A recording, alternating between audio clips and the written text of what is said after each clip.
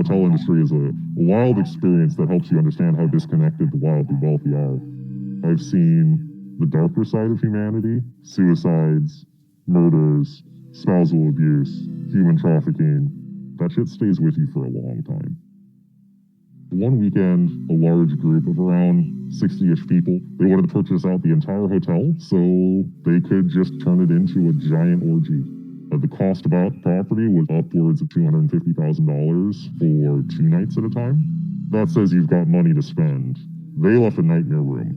Blood, feces, semen stains. One of my bellboys came up and was like, "I've got a black light, I'm curious." He turned it on, and I remember we looked down and saw the stains, we looked to the sides and saw them on the wall. At one point in the bathroom, we looked up and saw them all on the ceiling, and we were just like, how do you do this? This is not human. Were you on the ceiling?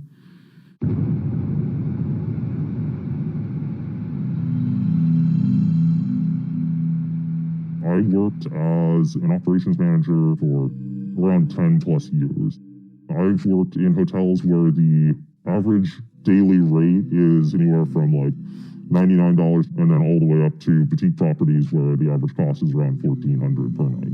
In general, the higher up the price value, the more common it is to be treated like you're less than human. The people who are coming to visit you, famous pop stars, Russian oligarchs, they have a private plane that they get in a private vehicle with all tinted blacked out windows. Sometimes they have security squads. They'll snap their fingers at them. Very large sense of entitlement where if they approach the desk, they are the only thing that exists to you in that moment.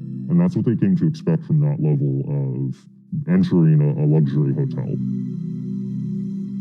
Most people who visit boutique hotels are not coming for business. They're there for pleasure. There was a group of fabulously wealthy individuals. You can definitely get a sense of how much wealth they actually have when they're talking about things like buying a fleet of Boeings in the lobby casually. They would buy out this entire property.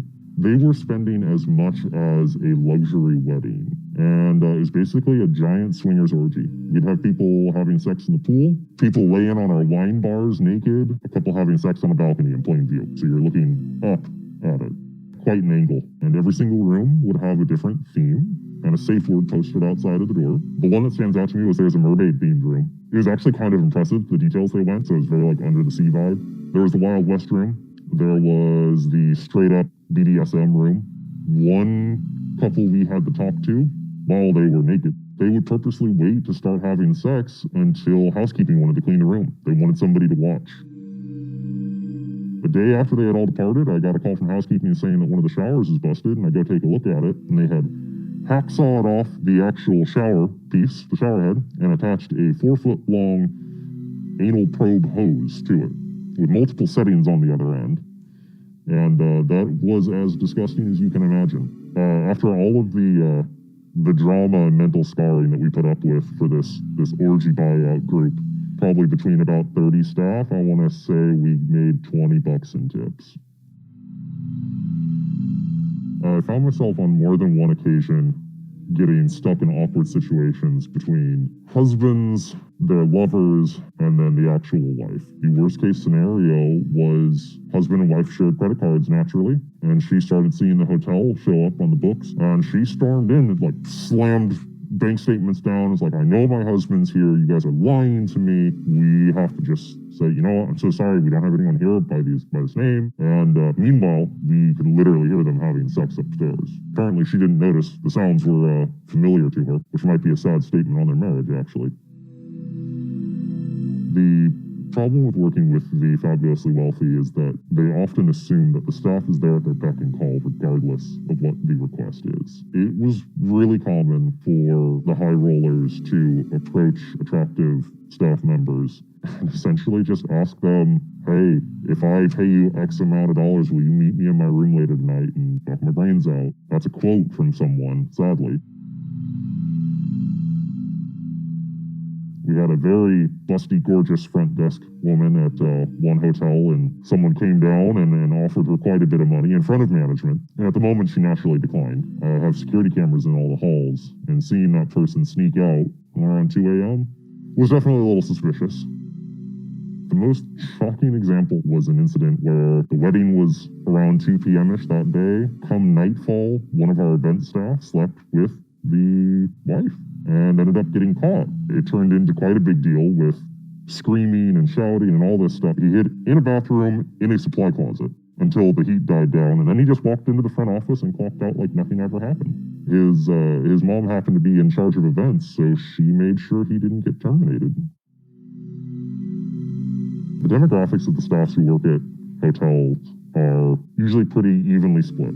If you're an attractive white person who speaks English quite well, you're probably going to be reservations, front desk, something visual. If you're not of that ethnicity, just because they have an accent and that might not present well to your guests, your most likely bet is that you're going to get placed in housekeeping. If you're working at a decent property, you could probably get $10 to $15 an hour as a front desk host. If you're housekeeping, you're maybe getting 9 to 10. It was wildly unfair.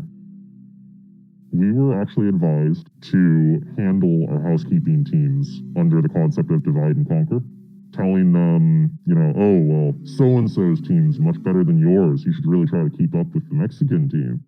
It creates that toxic environment. This prevented the entire housekeeping team from uniting together and presenting concerns. And I saw that kind of model in multiple hotels. In retrospect, I can safely say that the hours they made me work, the wild situations you run into, it's a miracle that I never got in a really bad car accident commuting.